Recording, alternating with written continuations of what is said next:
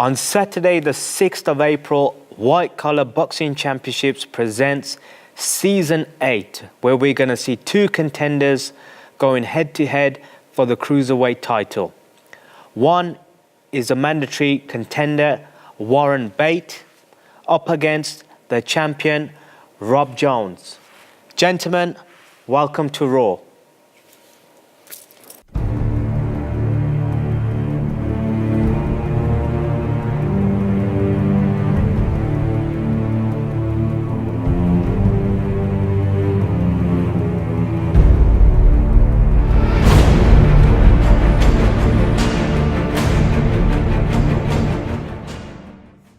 Here at White Collar Boxing Championships, we've now released our WCBC title bouts. So we've got the featherweight, welterweight, cruiserweight, heavyweight titles all on the line. Obviously, these two guys here in front of the camera are boxing for the cruiserweight title. Rob's the champ. Warren's coming in to try to take that bout off him. But before we go in depth and talk fight strategy, talk about fight, let's get some background on both these fighters and what they've been up to since they've last taken part on the event. So, Champ, we'll start off with you. What have you been up to since the last event, which you took part in November?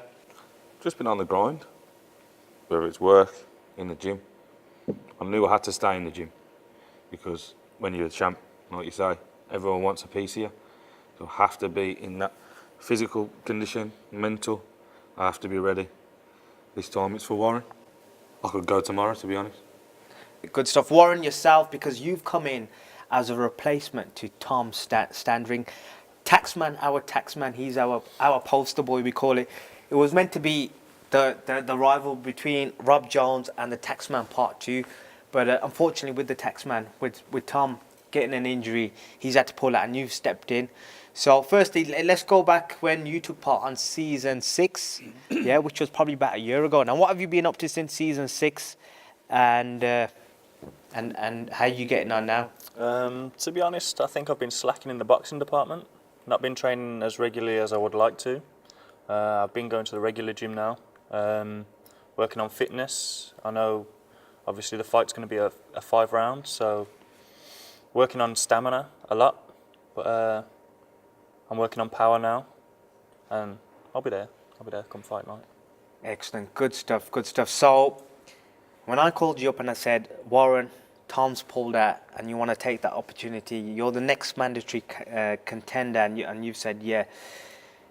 Do you think, because you've not had that pre-fight training camp like Rob has, like he only just fought in November, and obviously like he's been ticking over since Christmas. So you've literally got the next 8 weeks because I'm assuming you're starting your camp now this week. Do you think that's going to be enough time for you to get fit for 5 weeks training?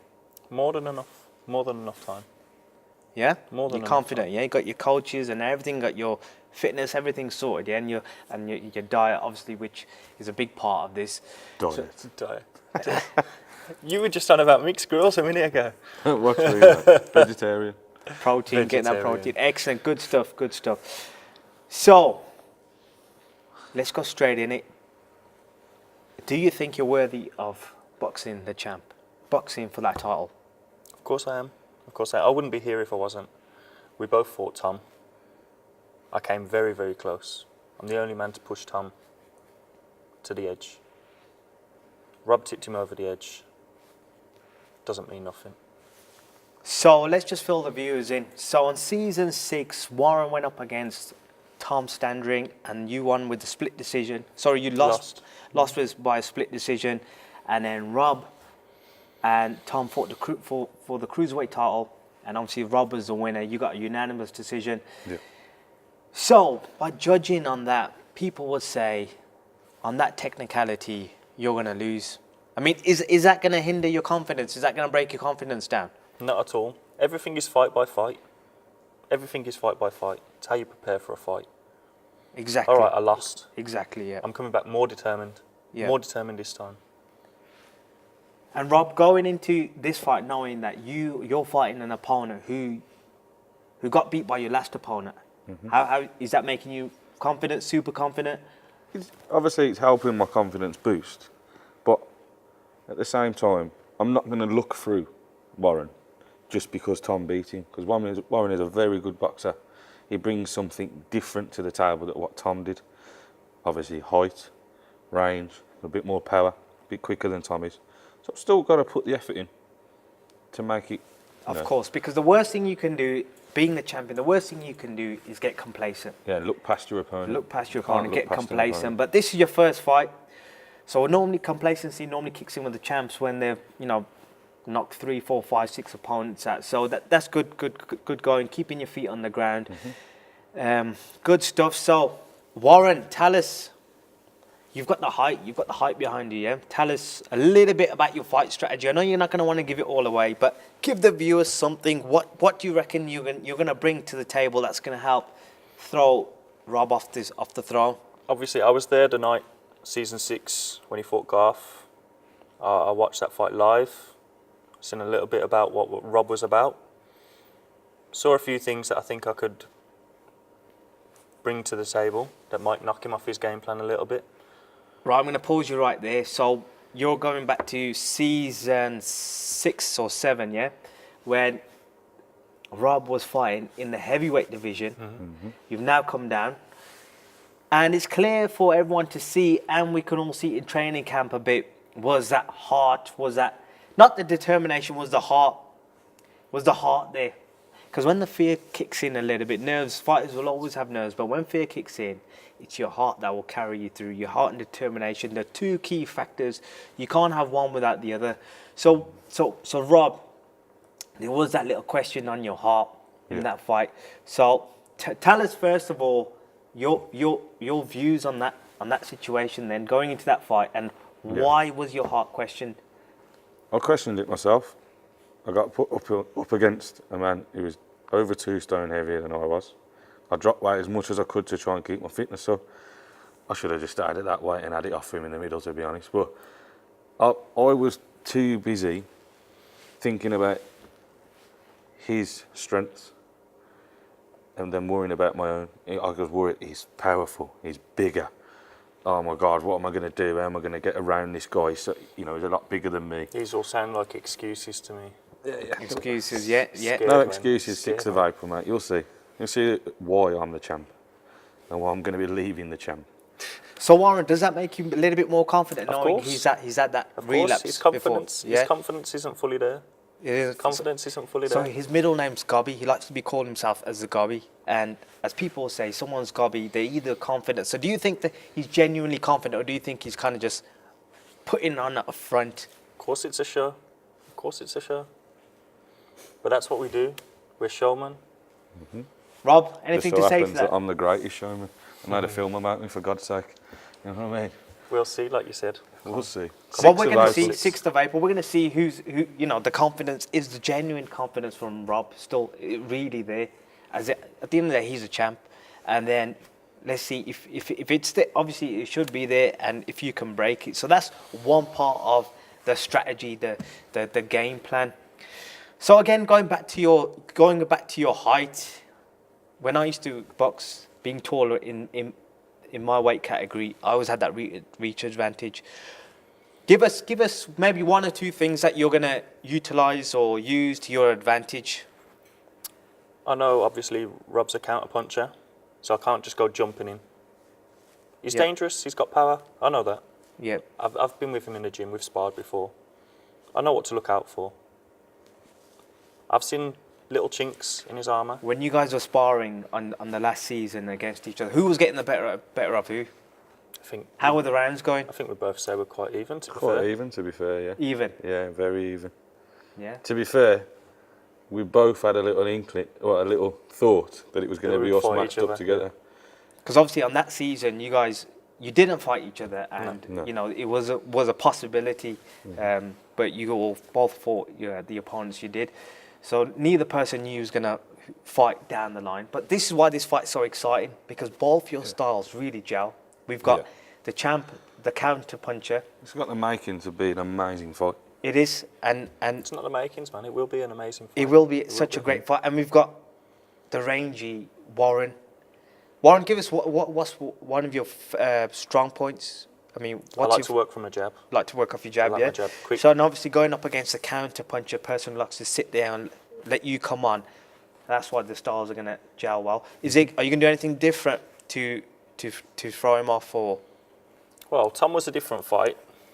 Rob's a very, very different fighter. Yeah. So what are you going to do to beat Rob?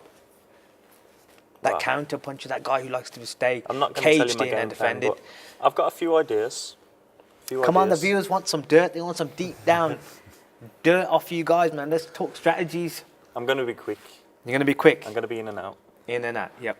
In and out. He's not going to catch me. I'm too tall, I'm too quick. And Rob, if he has any more of them mixed grills, he ain't going to be able to move around the ring. Rob, Right. what about yourself? What's your game plan to take out Warren? All I've got to do is turn up. That's all I've got to do. Turn up. Make sure I'm in there when that bell rings. Then when I've got to look down the other side of that ring and see him there. See, that's that shivering. gobby bit. The gobby's That's, coming that's out. arrogance, that ain't confidence. Not arrogance. I'm confident. I know what my abilities are. You've been on the settee for the last 12 months. I've been in the gym. Like I say, I'm fight ready now. We can Give go me now. Another Go eight, tomorrow. another 8 weeks as well. And you're only just getting off the settee. You're in trouble, mate. Mate, this stuff makes itself. Excellent God. stuff, boys. So it is going to be an absolutely great fight. That's why we've matched you up. This is why you were #1 contender. So here on the White Collar Boxing Championships, you know, each contender, each fight does have to be valid and does have to be a fair, even fight. And both the boys are bringing the A games. I can tell you that. I know them personally. They're both top guys going to be bringing the A games. So my fight strategy for each of these guys, for them to beat their opponent. Okay, so Warren, I'll start off with you being the contender. You being that taller person, I would assume you would use your advantage jab. Yeah? Using your jab, but not just using a single jab. You got to double, triple it up. 3s and 4s, the more you use your jab, the better it is. Whether you're boxing Rob or someone else, whenever you step on double, 3, 4s, your jabs, it's always better, because no one really expects 3, 4 jabs coming at you. So a jab is definitely a key factor for you. Now, you said you're going to be on the move, moving around. Moving around is great. Not running around maybe too much. There's two type of different things in my view. So moving around, setting up your jab, and then countering back with your strong right hand, whether it be a straight right hand or an uppercut. And the other thing, what I would mention, going up against a counter puncher, obviously with counter punchers, they like you to come onto them. So what I would say is, if he was to, in the second, third round, from then onwards, just let him come to you. Don't even box. Okay, so we got using your range and letting Rob bring the fight to you, because that then brings the counter puncher out of that situation. So Rob, on to you. Your style, you got a great style, the counter punch style. You cover up well as well, defense wise. Hence why you're that counter puncher, because counter punchers are always in that defensive block position. Okay, so for yourself, yeah. So you know the common thing that Warren's going to throw is that jab. So when I'm always coaching people, and I say, you know, the first thing that the boxer's going to throw is a common punch, which is a jab. So if you know a jab's coming in, at some point, if he's going to be utilizing that from round 1, 2, 3, at some points, every now and then, you should be defending that jab and countering straight off it. And then really is just trying to get Warren to come onto your counter punch shot. So every now and then, maybe not all the time, being aggressive, getting in the pocket, throwing them body shots, and being very similar to that Tyson, because with your height of 6'4" and 5'9", is that similarity of the Tyson when he used to box up against heavyweights, and he was obviously the shorter person. So that's my fight strategy. You can win this on your jab, keeping the distance, loading up with your power punch on the second and third shot. So when I say your power punch, I mean your right hand and your left hand. And then Rob, you can win on a couple of things. Number one, you've been 5 rounds already. Yeah, you've been 5 rounds. You know what it's like to go there, feel it. Because on the day when you've got the crowd, you've got the lights, you've got the adrenaline pumping, that all does take a little bit of energy and focus out of you. So that is Rob's advantage point. He's been there, fought that 5 rounds. And again, he's the champ. So Warren, you can't just come to win 5 rounds, to box 5 rounds. You got to come to win. But as they say, you got to come to beat the champ. So back to yourself, Rob. Keep to your counter punch style. Don't sit for too long in that style. Work off your jab, work off a strong 1-2, and let Warren fall into that false engagement where he's going to come onto you, and then you can step away, turn off, and load off with your big shot. So a big advantage point for you being with your style is stepping away. As they come in, stepping away and countering off 1-2 before. So that's my fight strategy. I think that's what you boys need to do. If you guys take a little bit of it and maybe implement it, you know, only then we'll see the results. But Saturday, the 6th of April, these two guys are stepping into the ring for a great cause, Birmingham Children's Hospital. Okay, they're going in. Rob's defending his title. Ryan's hopefully going to be the new champ. So from myself and everyone at White Collar Boxing Championships, we're going to wish you both the best of luck and health. And may the best man win. May the best man win. Will. If you liked what you just watched and you want to be part of this event, whether you want to take part in a 3-round normal boxing match or box for one of our WCBC titles, then register online at www.wcbc.uk and we will see you in training camp.